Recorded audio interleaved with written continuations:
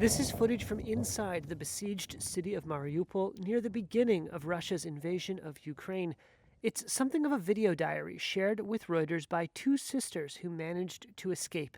Their videos show them dash through the streets amid the sounds of shelling, the debris inside their house.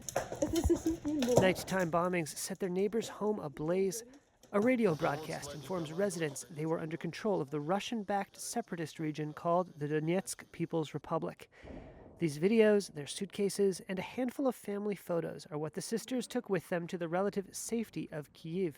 28-year-old Vera and 21-year-old Nicole asked Reuters not print their last names out of fear their family back in Mariupol might face retaliation. On this idyllic park bench in the Ukrainian capital, the sisters can watch Vera's 4-year-old son, Kirilo, at play.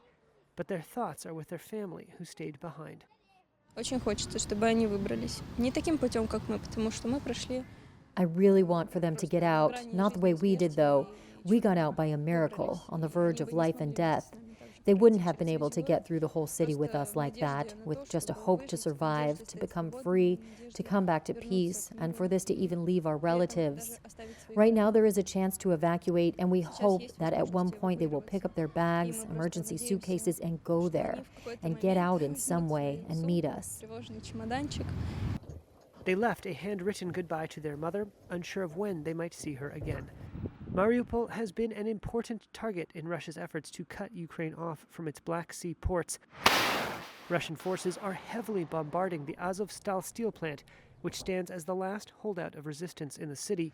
The United Nations and Red Cross evacuated hundreds of people from the city and other areas earlier this week, including dozens from Azovstal during a short-lived UN-brokered ceasefire. Nicole said she has urged her family to try and leave the city, but fears they don't have access to information. When we got in touch on the phone, I told them, please get out of there. We got out and told them it isn't true what you're being told. Living under an information blockade is really tough because they don't have a radio, no access to information. In mid-April, the two received a phone call from an unknown number, which turned out to be their mother. They spoke to their mother once more, but the calls have now stopped.